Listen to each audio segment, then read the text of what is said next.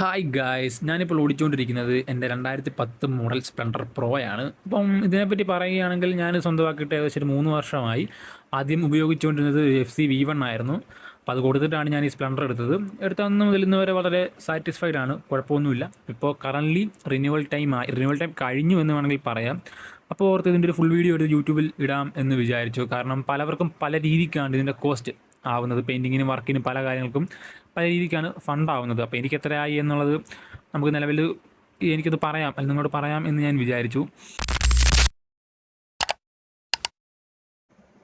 Guys, അപ്പോൾ നമ്മുടെ വണ്ടി ലെയ്ത്ത് വർക്കിന് വേണ്ടി കൊടുത്തിരിക്കുകയായിരുന്നു. അപ്പം എഞ്ചിനെല്ലാം ഡിസ്മാൻഡിൽ ചെയ്തു, ലെയ്ത്ത് വർക്കിന് കൊടുത്തു. ലെയ്ത്ത് വർക്ക് കഴിഞ്ഞ് നമുക്ക് തിരിച്ച് എല്ലാം പാർട്സും തിരിച്ച് കിട്ടി. അപ്പോൾ ഇതാണ് വണ്ടിയുടെ മാറിയ സാധനങ്ങളൊക്കെ. പിസ്റ്റൺ മാറി, വൺ വേ ക്ലച്ച് മാറി, ക്ലച്ച് അസംബ്ലി ഫുള്ളും മാറിയിട്ടുണ്ട്.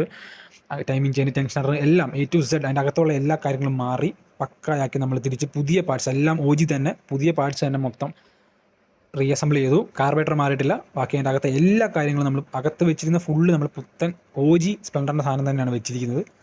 നല്ലൊരു വർക്കായിരുന്നു. നമുക്ക് ഒരു 10 രൂപയോളം കോസ്റ്റ് വന്നിട്ടുണ്ട്. 10K കോസ്റ്റ് വന്നിട്ടുണ്ട്. നമുക്കൊരു 8,000 രൂപയാണ് പറഞ്ഞത്. പക്ഷേ അവസാനം വണ്ടി ഇറങ്ങിയപ്പം 10,000 രൂപ. നമുക്കൊരു 7 ദിവസത്തിനുള്ളിൽ നമുക്ക് വണ്ടി കിട്ടി. ഇപ്പോൾ കറൻറ്റ്ലി ഫൈനൽ ഔട്ട്പുട്ട് ഇതാണ് വരുന്നത്. കണ്ടാവില്ല മാറ്റുന്നൊന്നുമില്ല, ബട്ട് ഓടിച്ച് നോക്കുമ്പോൾ നമുക്ക് മനസ്സിലാവും. അപ്പോൾ ഇന്നത്തെ വീഡിയോ ഇത്രേ ഉള്ളൂ. നമ്മൾ ജസ്റ്റ് ഒന്ന് ടെസ്റ്റ് ഡ്രൈവിന് വന്നതാണ്, കുഴപ്പമില്ല. ജസ്റ്റ് ഈ സ്ഥലം അറിയാം എന്നുള്ള, ഈ വീഡിയോ കഥ സ്ഥലം അറിയാമെന്ന് ആരെങ്കിലും ജസ്റ്റ് ഒന്ന് കമൻറ്റ് ചെയ്യുക. അപ്പം thank you all. Next video ആയിട്ട് പിന്നീട് സംഭരം. ഓക്കെ.